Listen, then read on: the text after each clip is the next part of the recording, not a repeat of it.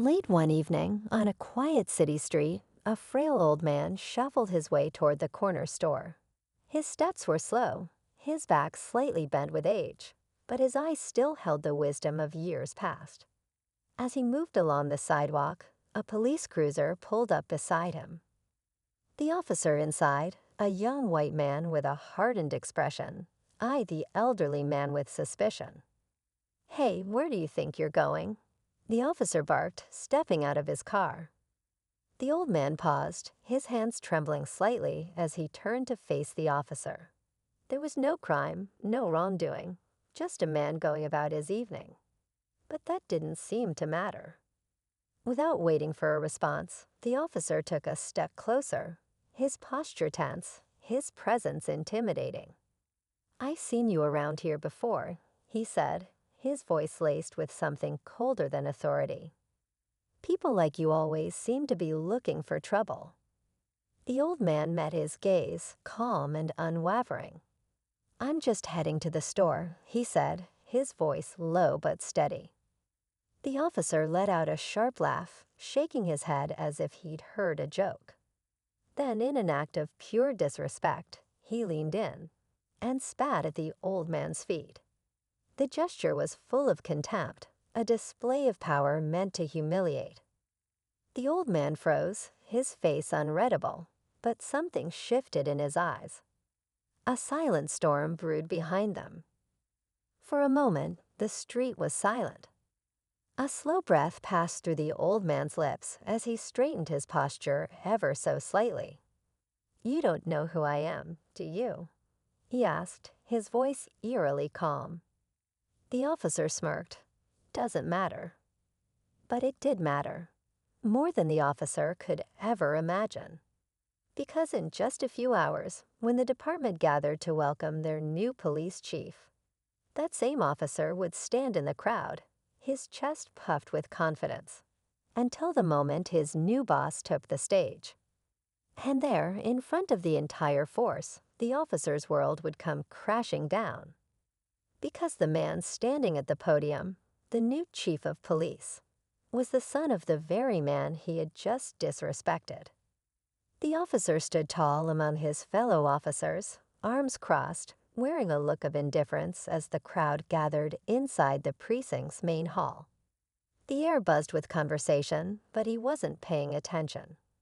He was still thinking about the old man from earlier, the way he had stood there, completely unfazed. Something about him had been different, too calm, too knowing. It didn't sit right with him. Then the chatter in the room died down. A senior officer stepped up to the podium and cleared his throat. "Ladies and gentlemen, it is my great honor to introduce our new chief of police," he announced, pausing for effect. "A leader who has dedicated his life to justice and fairness. Please welcome Chief Anthony Carter." The room erupted in applause as a tall, well-dressed black man stepped onto the stage. His presence commanded respect, his expression firm yet unreadable. The officer in the crowd clapped along half-heartedly, not particularly interested, until the chief spoke. "Thank you," Chief Carter began, his voice strong but calm. "I stand here today not just as a leader, but as a man who believes in the power of this community and the responsibility we all share." His eyes scanned the room, landing briefly on the young officer. The moment their gazes met, something shifted. The officer felt his stomach drop. That face, it was familiar. His mind raced, trying to place where he had seen him before. And then, like a punch to the gut, it hit him. The old man. The one he had insulted. The one he had spat at. His heart pounded as realization sank in. This wasn't just some old man. This was someone important. Someone connected. Chief Carter continued speaking, unaware of, or perhaps fully aware of, the panic now creeping into the officer's expression. "My father taught me the meaning of integrity, of standing tall even when the world pushes you down. He showed me what it means to treat people with dignity, no matter who they are." He paused, his eyes locking onto the officer again. and he is here with me today." The crowd turned as an older gentleman stepped forward from the side of the stage. And there he was, the same frail man from the street, standing proud beside his son, his eyes never leaving the officer's face. The officer's throat went dry. His world was tilting, and he had nowhere to hide. The officer stood frozen, his breath shallow as the weight of the moment pressed down on him. Around him, his fellow officers continued clapping, some murmuring in admiration at the presence of the new chief's father. But for him, everything had gone silent. The old man didn't speak. He didn't need to. His gaze alone carried a message, one the officer couldn't ignore. It wasn't anger, wasn't even disappointment. It was something worse. It was knowing. As if the old man could see straight through him, past the uniform, past the badge, right into the kind of man he really was.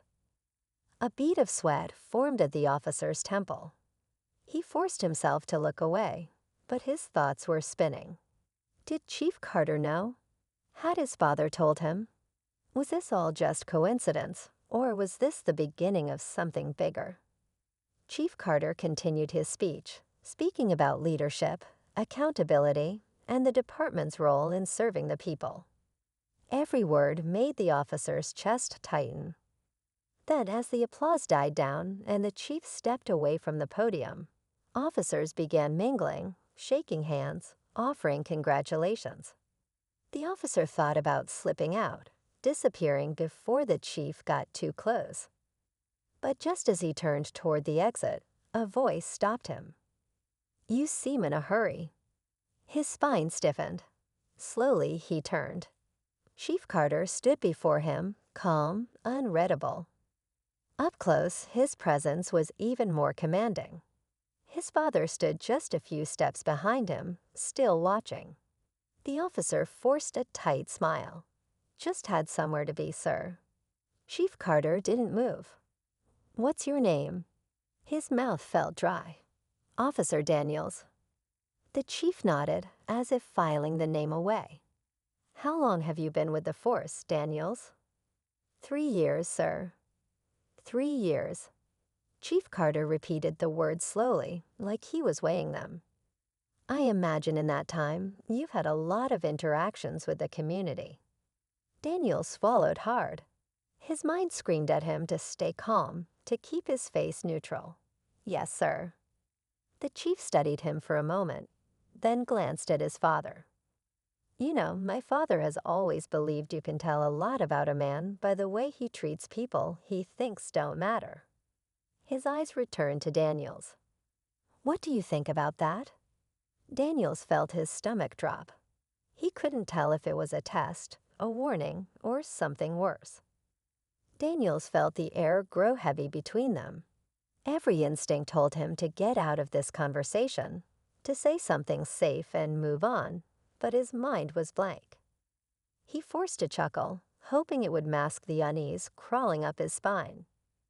"I guess that sounds about right, sir," he said, his voice steadier than he expected. Chief Carter didn't break eye contact. "It does, doesn't it?" The words hung between them, carrying an unspoken weight. Daniel's pulse pounded in his ears. Did he know? Was this a trap? His mind replayed the moment from earlier. His own voice sharp, his stance aggressive, the way he had looked at that old man like he was nothing. And then the spit. His chest tightened. If the chief knew, this wasn't just about a bad interaction. This could cost him everything. His job, his future, his reputation. The old man still hadn't spoken. He just stood there, quiet, patient.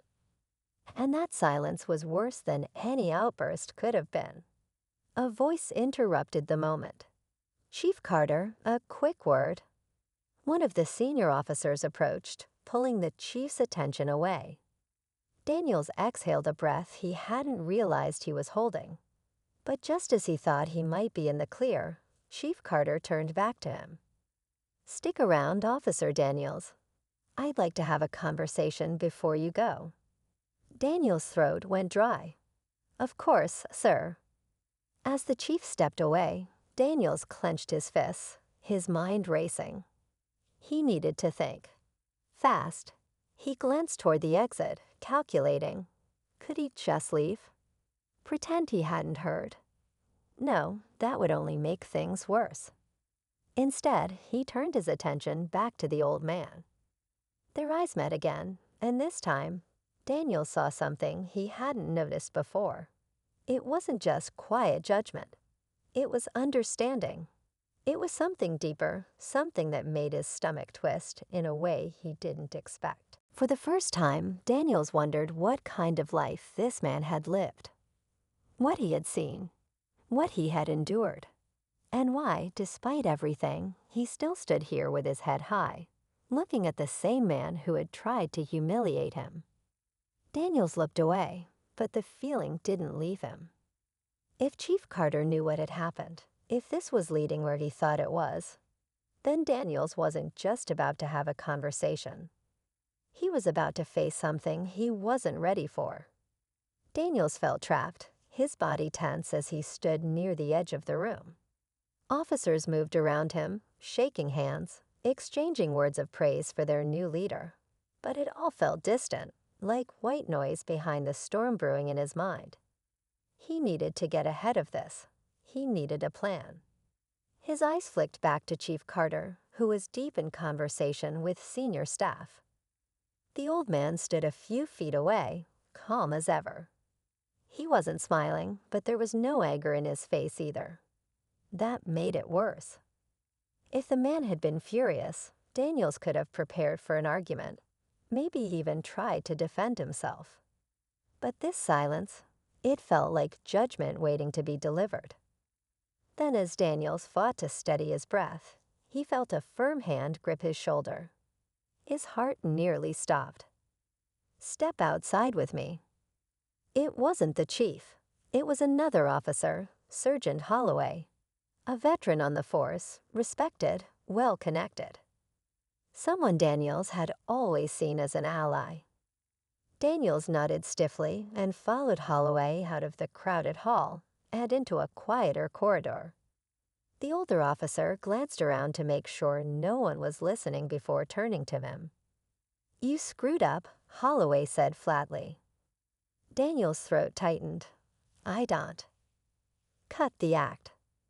Holloway's voice was low but sharp. "I don't know what you were thinking, but you picked the wrong man to mess with." Daniel swallowed hard. So he did know. Did the chief say something? "Not yet," Holloway said, crossing his arms. "But he will. And when he does, you're going to be in a world of trouble." He exhaled sharply. "The question is, how bad do you want to fix this before it gets out of control?" Daniels felt his stomach turn. "What do you mean?" Holloway leaned in. "Carter's new. He's got something to prove. He's not gonna ignore this. But I know people. If you want this to go away, we have options." Daniels blinked. Options? Holloway's expression didn't change. A favor. A conversation in the right place. Things don't always have to be official. But you need to decide fast. Daniels felt his pulse pounding. This wasn't just about the old man anymore. There were deeper forces at play, and now he wasn't sure which mistake would cost him more, the one he had already made or the one he was about to. Daniel's mind raced as he stared at Holloway. His options were laid out before him, but none of them felt safe. If he took the surgeon's offer, whatever that truly meant, he might walk away clean. But if he refused, he risked facing Chief Carter head-on, and there was no telling what would happen then. For a moment, he thought about lying, about making up some excuse, blaming the old man for being uncooperative, twisting the story just enough to protect himself. But then his eyes drifted back toward the main hall, where Chief Carter stood, shaking hands and exchanging words with other officers. His father stood close by, his posture strong but quiet. Daniels took a breath. "I can handle it," he muttered. Holloway narrowed his eyes. "Are you sure about that?" Daniels nodded, though his pulse pounded. "Yeah, I'll deal with it." Holloway studied him for a long moment, then let out a short breath. "Your call," he said, his tone unreadable. He patted Daniels on the shoulder before walking away, leaving him alone with the weight of his choice. Taking another breath, Daniels squared his shoulders and stepped back into the hall. He didn't have a plan, just the sinking feeling that this moment would change everything. He didn't have to wait long. Chief Carter spotted him and gestured him over. Daniels hesitated, then forced himself to move, his legs heavy. When he reached the chief, he felt all eyes on him. Carter didn't waste time. "Walk with me." Daniels followed him into a quieter area of the room. The old man was already there, standing near a window. Daniels felt his stomach twist again. Carter turned to face him, his expression unreadable. "My father told me what happened today." Daniels' mouth went dry. This was it. "I could take this through official channels," Carter continued, his voice measured. "I could have you written up, suspended, maybe worse." Daniels nodded stiffly, forcing himself to meet Carter's gaze. "I understand." Carter studied him for a moment. "Tell me something, Daniels. Why did you do it?" The question caught him off guard. He expected punishment, a lecture, something. But not this. Daniels hesitated, then exhaled sharply. "I don't know." He shook his head. "I wasn't thinking. I let my own biases get in the way." The words tasted bitter, but they were the truth. Carter's expression didn't change. "And what do you think happens now?" Daniels felt a lump in his throat. "That's up to you, sir." For a long moment, there was silence. Then the old man finally spoke. "People can change," he said, his voice softer than Daniels expected. "But only if they want to." Daniels glanced at him, searching his face for anger, resentment, anything. But all he saw was patience. Carter sighed, looking back at his father before turning to Daniels. "I'm not letting this slide," he said. "There will be consequences. But the question is, are you willing to do the work to be better?" Daniels hesitated, then nodded. "Yes, sir." Carter held his gaze a moment longer, then gave a single nod. "Then we'll see." Daniels exhaled, feeling the weight settle on him. He wasn't sure what was coming next, but one thing was clear. This wasn't the end. It was the beginning of something else entirely. Daniel stood there for a long moment, absorbing Chief Carter's words. The weight of the conversation pressed down on him, heavier than any punishment could have been. He had expected anger, expected to be thrown under the bus, but instead, he was being given something he hadn't considered, an opportunity to change. Chief Carter's father gave him a long, quiet look before turning to his son. "We should go," he said, his voice even, as if the moment had already passed. Carter nodded and took one last look at Daniels. "You'll hear from me soon." With that, they walked away, leaving Daniels standing alone. The room around him was still full of officers, still buzzing with conversation, but everything felt different now. He felt different. As he made his way toward the exit, he caught sight of Holloway watching him from across the room. The older officer gave him a small nod. Whether it was approval or warning, Daniels wasn't sure. He had made his choice, and now he had to live with it. Outside, the air was cool against his skin. He took a deep breath, trying to shake the tension still sitting in his chest. His mind replayed everything, the mistake he had made, the shame that followed, the unexpected chance to make it right. For the first time in a long while, he saw things differently. He had been so sure of his own authority, so quick to judge, never thinking about the people on the other side. He had let his uniform define him in the wrong way, had used it as a shield instead of a responsibility. And now he had to face that truth. But maybe that was the point. Maybe Chief Carter wasn't just giving him a second chance. He was giving him a choice. To stay the same or to be better. Daniels didn't know what the future held, but as he walked away from the precinct, he knew one thing for sure. This wasn't the end of his story. It was just the beginning of a new one.